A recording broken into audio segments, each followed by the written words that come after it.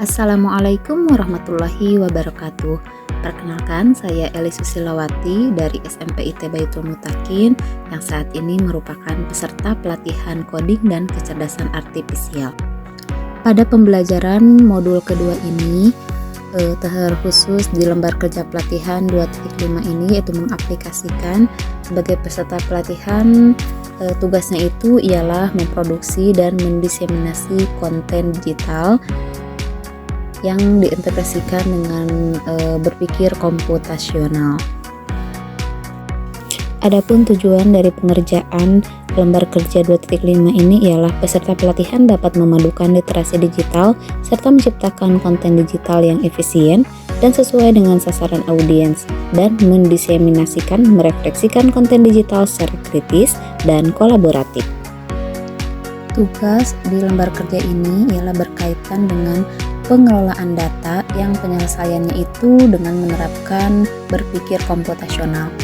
Nah, di sini komponen dari berpikir komputasional itu terdiri dari 4.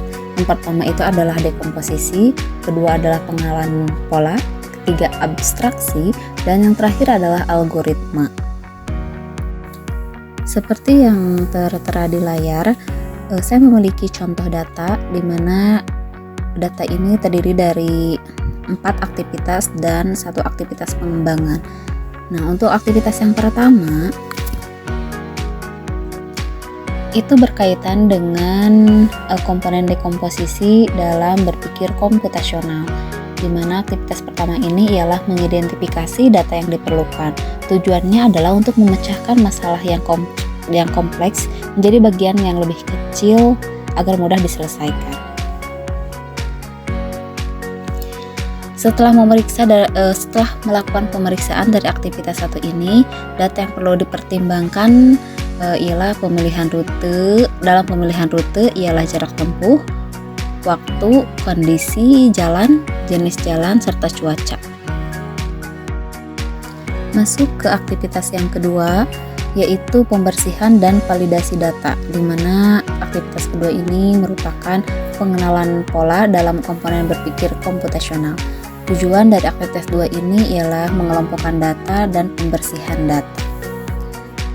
Langkah-langkahnya itu pertama adalah periksa kelengkapan data dengan mengidentifikasi data yang hilang, validasi data untuk memastikan semua variabel tercatat dengan benar. Terus kemudian jangan lupa untuk menyamakan satuan pengukuran, di mana kita perlu mengkonversi semua jarak ke satuan yang sama. Di sini terlihat bahwa jarak itu, di sini terlihat di aktivitas 1, satuan pengukuran antara jarak dan waktu itu dari segi penulisannya tidak sama. Tapi di aktivitas kedua ini sudah rapi, sudah sama untuk format penulisannya. Nah, waktu tempuh di sini satuannya adalah menit. Namun perlu diketahui bahwa standar dari kecepatan itu adalah kilometer per jam untuk satuannya, maka waktu dari menit ini harus dikonversi ke dalam satuan jam.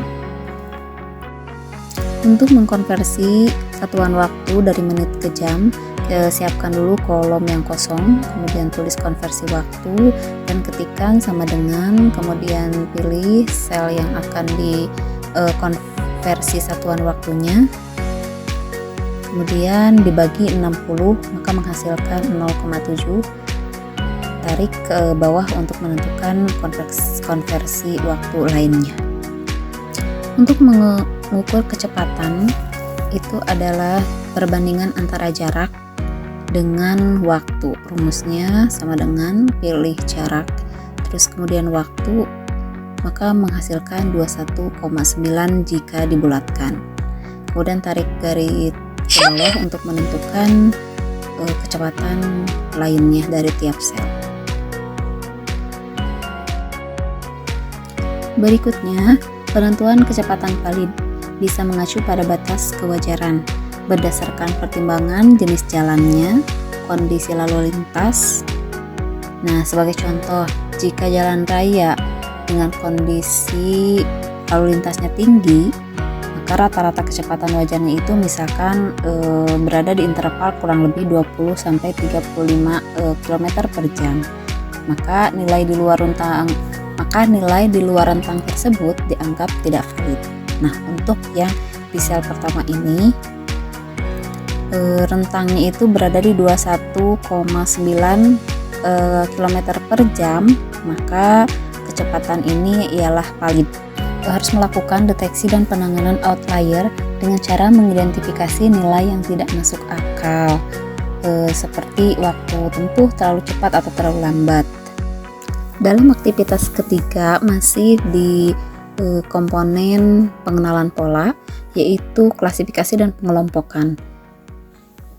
Di mana langkah dalam aktivitas 3 ini ialah mengelompokkan data berdasarkan rentang jarak, berikan label pendek atau menengah atau jauh, dengan kriteria kurang dari 10 km berarti label jalannya adalah pendek, jarak pendek. Terus kemudian jika rentangnya itu di antara 10 sampai dengan 30 km, maka jaraknya dikategorikan menengah, dan yang lebih dari 30 km maka jaraknya itu dikategorikan sebagai jarak jauh. Berikutnya kita akan memberikan label dalam kategori waktu, di mana di sini saya menentukan interval dari pembagian waktu ini. Pagi dimulai dari pukul 6 sampai dengan pukul 11, kemudian siang itu dari pukul 11 sampai pukul 3, sore dari pukul 3 hingga pukul 6, dan malam itu dari pukul 6 dimulainya. Untuk jenis hari itu dari Senin hingga Jumat itu masuk hari kerja, sedangkan Sabtu dan Minggu itu merupakan hari libur.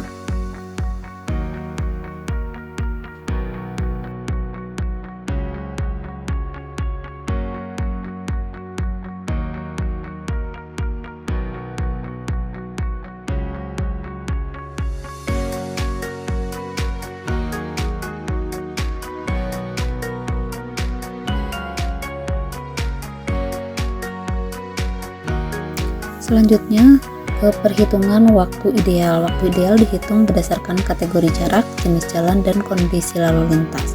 Sebagai contoh, jika jalannya itu adalah jalan raya dengan kondisi lalu lintasnya tinggi dan kategori jaraknya menengah, maka diasumsikan estimasi waktu tempuh ideal per kilometernya itu kurang lebih 1,5 sampai dengan 2,0 menit. Itu tergantung data pendukungnya. Nah, sebagai contoh untuk PCL pertama itu jaraknya 15,3 km dan kondisi lalu lintasnya tinggi, maka waktu idealnya itu diperkirakan 26,01 per menitnya. Sedangkan untuk menentukan indeks hambatan, maka rumus yang digunakan ialah waktu tempuh nyata dibagi dengan waktu ideal. Nah, sehingga diperoleh di sini perkiraan indeks hambatannya itu adalah 1,62.